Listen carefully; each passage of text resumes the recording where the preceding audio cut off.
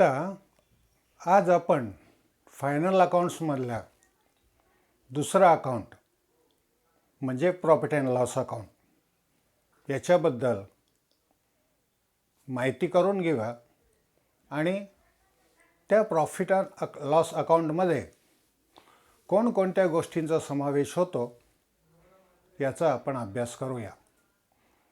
काल आपण trading account पाहिलं, आज आपण प्रॉफिट अँड लॉस अकाउंट पाहूया. आता पहिल्यांदा मी तुम्हाला सांगतो की profit and loss account is also a nominal account. म्हणजे प्रॉफिट अँड लॉस अकाउंट हे देखील नॉमिनल अकाउंट आहे. दुसरी गोष्ट, all indirect expenses or incomes are credited to all indirect expenses are debited to profit and loss account and all indirect incomes are credited to profit and loss account. So what is mean by indirect expenses? Indirect expense म्हणजे ते expenses जे production किंवा पर्चेसच्या संदर्भित नसतात. Production किंवा पर्चेसच्या संदर्भित असलेल्या एक्सपेन्सेसना आपण म्हणतो डायरेक्ट एक्सपेन्सेस आणि डायरेक्ट एक्सपेन्सेस हे जातात ट्रेडिंग अकाउंटला. आता प्रॉफिट अँड लॉसचे आपण कोणकोणत्या एक्सपेन्सेसचा किंवा इन्कमचा समावेश होतो हे पाहूया. अगोदर डेबिट साईडला पाहूया. डेबिट साईडला आहे सॅलरीज टू सॅलरी. आता पगाराकरता जो खर्च केलेला असतो तो खर्च हा ऑफिसचा पगार, ऑफिस स्टाफचा पगार याच्यासाठी जो खर्च केला जातो त्याला म्हणतात सॅलरी. त्याच्यानंतर दुसरं आहे सॅलरी अँड वेजेस. आता सॅलरी अँड वेजेस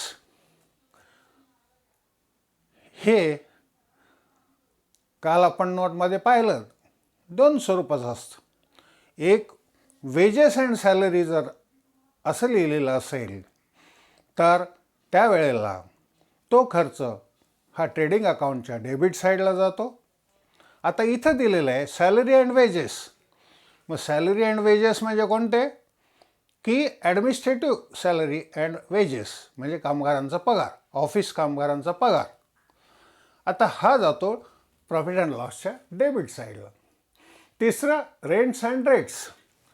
आता रेंट्स अँड रेट्स म्हणजे ऑफिस बिल्डिंग वगैरे तुम्ही भाड्याने घेतलेली असेल किंवा काही पट्टी भरली असेल तर तो खर्च जातो प्रॉफिट अँड लॉसच्या डेबिट साईडला टू रेंट अँड रेट्स.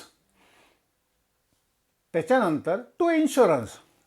आता इन्शुरन्स कोणता की तुम्ही ऑफिस करता ऑफिसच्या इमारतीवर वगैरे जर तुम्ही इन्शुरन्स उतरवलेला असेल तर तो इन्शुरन्स हा प्रॉफिट अँड लॉसच्या डेबिट साईडला जातो. त्याच्यानंतर इलेक्ट्रिक अँड लाईटिंग.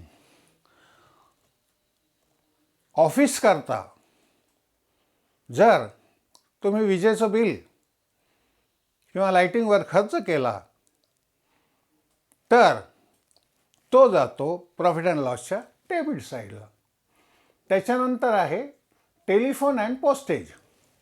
ऑफिस टेलिफोनचा खर्च आणि ऑफिसच्या पत्रव्यवहारासाठी केलेलं पोस्टेजचा खर्च हा जातो प्रॉफिट अँड लॉसच्या डेबिट साईडला. त्याच्यानंतर प्रिंटिंग अँड स्टेशनरी. ऑफिससाठी जी तुम्ही छपाई करून घेतलेली असेल किंवा जी स्टेशनरी खरेदी केलेली असेल ती जाते प्रॉफिट अँड लॉसच्या डेबिट साईडला. त्याच्यानंतर ट्रॅव्हलिंग एक्सपेन्सेस ऑफ सेल्समन. आता वस्तूंची विक्री करण्यासाठी तुम्ही जे सेल्समन नेमलेले असतात, त्या सेल्समनचा जो प्रवास भत्ता असतो, तो प्रवास भत्ता हा प्रॉफिट अँड लॉसच्या डेबिट साईडला जातो. Depreciation on assets. Depreciation on assets म्हणजे जी जिंदगी किंवा प्रॉपर्टी, उदाहरणार्थ लँड, बिल्डिंग, मशिनरी, याच्यावर जे डिप्रिशिएशन आकारलं जातं, ते डिप्रिशिएशन हे प्रॉफिट अँड लॉसच्या डेबिट साईडला जातं. त्याच्यानंतर ऑडिट फीज.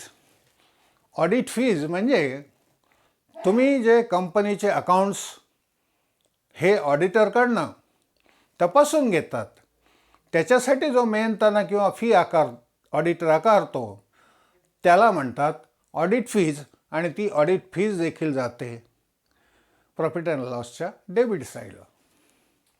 आता एंटरटेनमेंट एक्सपेन्सेस. एंटरटेनमेंट एक्सपेन्सेस म्हणजे काय की ऑफिसमध्ये जर तुम्ही कुठल्या प्रकारचे समारंभ आयोजित केले, तर त्या समारंभाला म्हणतात एंटरटेनमेंट, आणि तो खर्च जातो प्रॉफिट अँड लॉस अकाउंटच्या डेबिट साईडला. आता interest on loan. Interest on loan म्हणजे काय की तुम्ही घेतलेल्या कर्जावरचं व्याज हे जातं प्रॉफिट अँड लॉसच्या डेबिट साईडला. Sundry and miscellaneous expenses. तुम्ही ऑफिसमध्ये किंवा ऑफिससाठी काही किरकोळ खर्च केलेला असेल, तर तो खर्च हा प्रॉफिट अँड लॉसच्या डेबिट साईडला जातो. Loss by fire, loss by theft, loss by accident. आता इथं हे तिन्ही वेगवेगळे एक्सपेन्सेस आहेत, परंतु मी हे तिन्ही डेबिट साईडला जातात. त्याची ट्रीटमेंट एंट्री देखील सारखीच होते, त्याच्यामुळं मी हे एकत्र दाखवले. परंतु आता इथं वाचत असताना मी दाखवतो की लॉस बाय फायर म्हणजे जर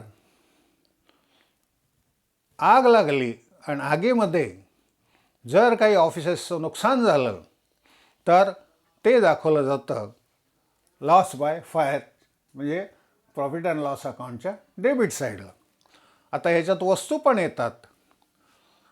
आता ते तुम्हाला काल सांगितलं होतं की ट्रेडिंग अकाउंटच्या क्रेडिट साईडला आपण ह्या गोष्टी दाखवलेल्या होत्या, आणि वास्तविक त्या काही वेळा परचेसमधनं पण वजा केले जातात. पण काल आपण स्वतंत्ररित्या ट्रेडिंग अकाउंटच्या क्रेडिट साईडला दाखवलं, कारण तो खर्च झालेला आहे, नुकसान झालेलं आहे. ते नुकसान किंवा खर्च हा प्रॉफिट अँड लॉस अकाउंटच्या डेबिट साईडला दाखवला जातो. म्हणून लॉस बाय फायर हे प्रॉफिट अँड लॉसच्या डेबिट साईडला आपण लिहितो. त्याचप्रमाणे वस्तूंची जर चोरी झाली, गुड्स लॉस्ट बाय थेफ्ट,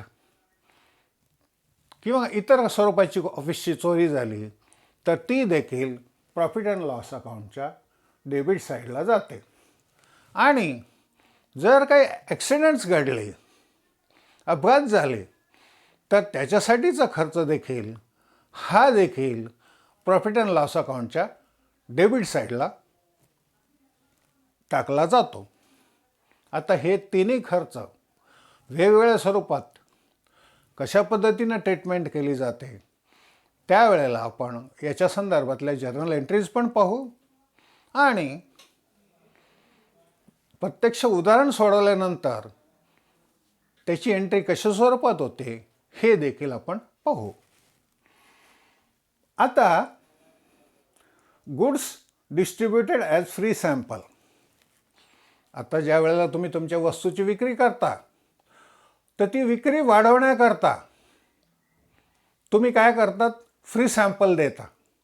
आता फ्री सॅम्पल देतात, तर तो काय तुमचा इन्कम झाला का? नाही. फ्री सॅम्पल म्हणजे तुमच्या वस्तूमधले काही वस्तू या खर्च पडतात सॅम्पल म्हणून. म्हणून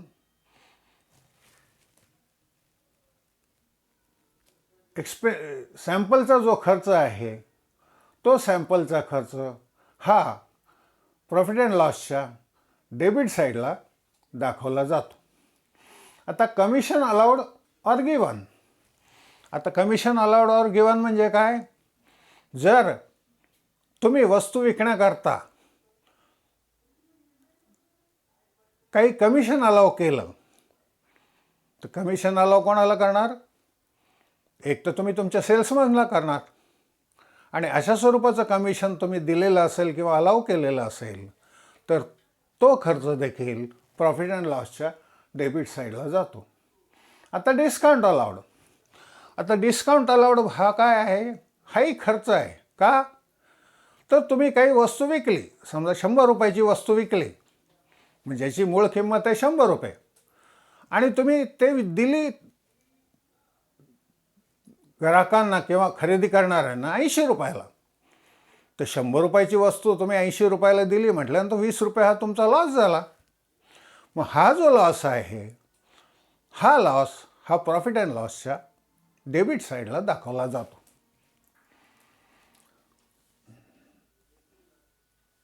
ॲडव्हर्टाइजमेंट. तुम्ही वस्तू विक्री करता जो वेगवेगळ्या प्रकारचा खर्च करता, जाहिरातीचा खर्च, टी व्हीवर ॲड दिली, पेपरमध्ये ॲड दिली, या सगळ्या वस्तू विक्रीसाठी करण्यात आलेल्या खर्च हा जो आहे हा प्रॉफिट अँड लॉसच्या डेबिट साईडला जातो. आता सेल्स चार्जेस. सेल्स चार्जेस म्हणजे काय? वस्तू विक्री करण्याकरता जो इतर काही खर्च झाला असेल तर तो देखील प्रॉफिट अँड लॉस अकाउंटच्या डेबिट साईडला जातो. त्याच्यानंतर बॅड डेब्ट्स. आता बॅड डेब्ट्स म्हणजे काय? तुम्ही जर माल विकला तर त्याला ती जी रक्कम तुम्हाला येणे होते त्याला तुम्ही म्हणतात डेटर. परंतु जो तुम्ही माल उधारीवर विकलेला असतो तो उधारीवर विकलेल्या मालाचे पैसे पैकी काही पैसे जर तुम्हाला आले नाहीत किंवा येणार नाहीत असं तुम्हाला जर वाटलं तर त्या रकमेला म्हणतात बॅड डेब्ट्स. ते प्रॉफिट अँड लॉस अकाउंटच्या डेबिट साईडला जातं. त्याच्यानंतर तुम्ही म्हणजे कंपनीने जर टॅक्सेस भरले असतील, टॅक्सेस अदा केले असतील तर तो देखील खर्च आहे, आणि तो खर्च हा प्रॉफिट अँड लॉस अकाउंटच्या डेबिट साईडला जातो. त्याच्यानंतर ट्रेड एक्सपेन्सेस. ट्रेड एक्सपेन्सेस म्हणजे काय? की तुम्ही ट्रेड करण्याकरता जो खर्च करता, ट्रेड म्हणजे व्यापार करण्याकरता, म्हणजे वस्तू देण्याकरता साठी तुम्हाला जो इतर खर्च होईल त्याला म्हणतात ट्रेड एक्सपेन्सेस, आणि तो देखील जातो प्रॉफिट अँड लॉसच्या डेबिट साईडला. त्याच्यानंतर लीगल चार्जेस. आता लीगल चार्जेस म्हणजे काय? तर कंपनीच्या काही वादविवाद असतील तर त्याच्याकरता तुम्ही जर वकिलाची नेमणूक कराल तर त्याच्यासाठी जो खर्च होईल त्या खर्चाला म्हणजे कोर्टामध्ये झालेल्या खर्चाला म्हणतात लीगल एक्सपेन्स. लीगल एक्सपेन्स म्हणजे काय? कायदेशीर बाबीवरचा खर्च. कायदेशीर खर्च, लीगल म्हणजे कायदेशीर. मग तो कोर्टामध्ये झालेला असेल तो खर्च इथे येतो आणि त्याला म्हणतात लीगल चार्जेस. आता दुसरं आहे बँक चार्जेस.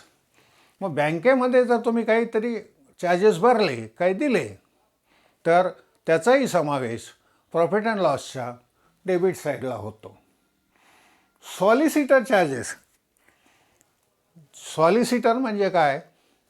की तुम्ही सॉलिसिटरकडून काही माहिती घेतली, कायदेशीर माहिती घेतली किंवा काही कार्यवाही केली तर तो सॉलिसिटर ज्या वेळेला फी आकारतो त्याला म्हणतात सॉलिसिटर चार्जेस. त्याच्यानंतर सेकंडरी पॅकिंग चार्जेस. आता काल आपण पाहिलं ट्रेडिंगमध्ये प्रायमरी पॅकिंग चार्जेस. परंतु वस्तू ही अंतिम टप्प्यात तयार करण्यासाठी जो खर्च केला जातो त्याला म्हणतात सेकंडरी पॅकिंग चार्जेस. आणि हे सेकंडरी पॅकिंग चार्जेस हे जातात प्रॉफिट अँड लॉस अकाउंटच्या डेबिट साईडला. आता शेवटी काय आपण म्हणणार आहे, to loss on sale of fixed asset. आता जर फर्मने काही ॲसेट्स विकल्या, त्या ॲसेट्सची किंमत आहे समजा 1,00,000 रुपये आणि त्यांनी विकल्या 90,000 रुपयाला, विकावे लागल्या काही कारणास्तव, तर यावेळेला तुम्हाला जो 10,000 रुपये नुकसान होतं ते 10,000चं नुकसान लॉस ऑफ ॲसेट म्हणून प्रॉफिट अँड लॉस अकाउंटच्या डेबिट साईडला दाखवलं जातं. आता याच्यानंतर आपण क्रेडिट साईड समजून घेऊया. आता क्रेडिट साईड काय आहे? आता याच्यामध्ये एक गोष्ट आहे की काल आपण शिकलो, ट्रेडिंग अकाउंटमध्ये जर प्रॉफिट झाला तर तो प्रॉफिट अँड लॉस अकाउंटच्या क्रेडिट साईडला घेतला जातो. त्याला म्हणतात बाय प्रॉफिट बॉट डाऊन. परंतु इथं मी नमूद केलेलं नाही, परंतु जर लॉस झाला तर तो येतो प्रॉफिट अँड लॉसच्या डेबिट साईडला. इथे वरच येतो to gross loss brought down. आता इथं आपण प्रॉफिट झाला असं समजूनच हा प्रोफॉर्मा केला आहे. म्हणून पहिला आयटम काय येतो की ट्रेडिंग अकाउंटवरचा जो नफा झालेला आहे तो नफा आपण बाय ग्रॉस प्रॉफिट म्हणून प्रॉफिट अँड लॉस अकाउंटला क्रेडिटला घेतो. आता कमिशन रिसोर्ड, जसं तुम्ही सेल्समनला कमिशन देता त्याचप्रमाणे तुम्ही काही व्यवहार केलेले असतील फॅक्टरी कंपनीने किंवा फर्मने, तर त्यावेळेला तुम्हाला देखील कमिशन मिळतं. अशा रीतीने ज्यावेळेला कमिशन मिळतं ते कमिशन हे तुमच्या रेग्युलर व्यवसाय व्यतिरिक्त असल्यामुळं ते इनडायरेक्ट इन्कम म्हणून येतं आणि ते प्रॉफिट अँड लॉस अकाउंटच्या क्रेडिट साईडला जातं. आता तुम्ही ज्या वेळेला काही वस्तू वगैरे खरेदी करता तर तुम्हाला देखील डिस्काउंट मिळतो. आता हा जो डिस्काउंट असतो हा डिस्काउंट हा इन्कम साईडला जातो, तो लिहिला जातो बाय डिस्काउंट रिसिव्ड. तसंच तुम्ही काही रक्कम गुंतवलेली असेल तर त्या रकमेवर जे तुम्हाला व्याज मिळतं त्याला म्हणतात इंटरेस्ट. आणि इंटरेस्ट रिसिव्ड हा प्रॉफिट अँड लॉस अकाउंटच्या क्रेडिट साईडला लिहिला जातो. त्याच्यानंतर डिव्हिडंड रिसिव्ड, कंपनीने किंवा फर्मने समजा काही शेअर्समध्ये रक्कम गुंतवली असेल तर त्या शेअर्सवर तुम्हाला डिव्हिडंड मिळतो आणि हा डिव्हिडंड हा प्रॉफिट अँड लॉस अकाउंटच्या क्रेडिट साईडला जातो. त्याच्यानंतर रेंट रिसिव्ड. रेंट रिसिव्ड म्हणजे कधी की फॅक्टरीनं समजा काही ऑफिस बिल्डिंग वगैरे ही जर भाड्याने दिली तर त्याचं जे तुम्हाला भाडं मिळतं ते भाडं हे प्रॉफिट अँड लॉस अकाउंटच्या क्रेडिट साईडला येतं बाय रेंट रिसिव्ड. तसंच काही तुम्हाला इतर स्वरूपाचे किरकोळ स्वरूपाच्या रकमा जर मिळाल्या तर त्याला म्हणतात मिसलेनियस इन्कम, सनरी इन्कम, आणि हे जातं प्रॉफिट अँड लॉस अकाउंटच्या क्रेडिट साईडला. आता by profit on sale of assets, जसं मगाशी तुम्हाला loss on sale of asset तुम्ही डेबिट साईडला घेतलं, तसंच profit on sale of assets. समजा तुम्ही मगाचे उदाहरण दिल्याप्रमाणे 1 लाखाची रक्कम, 1 लाखाची ॲसेट ही जर 1,20,000ला विकली तर तुम्हाला प्रॉफिट किती झाला? 20,000. हा प्रॉफिट जातो प्रॉफिट अँड लॉस अकाउंटच्या क्रेडिट साईडला. आणि ह्याच्यानंतर ह्या अकाउंटचा जो बॅलन्स येतो त्याला म्हणतात नेट प्रॉफिट और net loss. Profit and loss अकाउंटच्या क्लोजिंग बॅलन्सला म्हणतात नेट प्रॉफिट और नेट लॉस. तर नेट प्रॉफिट जो असतो तो प्रॉफिट अँड लॉस अकाउंटच्या क्रेडिट साईडला येतो. बाय नेट ऑफ प्रॉफिट हा कुठं जातो? हा ट्रान्सफर टू पार्टनर्स कॅपिटल और करंट अकाउंट. हा जो आहे येणारा नेट प्रॉफिट हा पार्टनर्सच्या करंट और कॅपिटल अकाउंटला दाखवला जातो. आणि जर तुम्हाला नेट लॉस झाला तर त्यावेळेला net loss transfer to profit partners capital account. आता नेट लॉस कधी होतो? When debit balance is more than the credit balance. त्यावेळेला नेट लॉस होतो. आणि ज्यावेळेला when credit balance is more than the debit balance त्यावेळेला द नेट प्रॉफिट होतो आणि तो transfer to partners capital account और करंट अकाउंट. अशा रीतीनं आज आपण प्रॉफिट अँड लॉस अकाउंटचा प्रोफॉर्मा समजून घेतलेला आहे.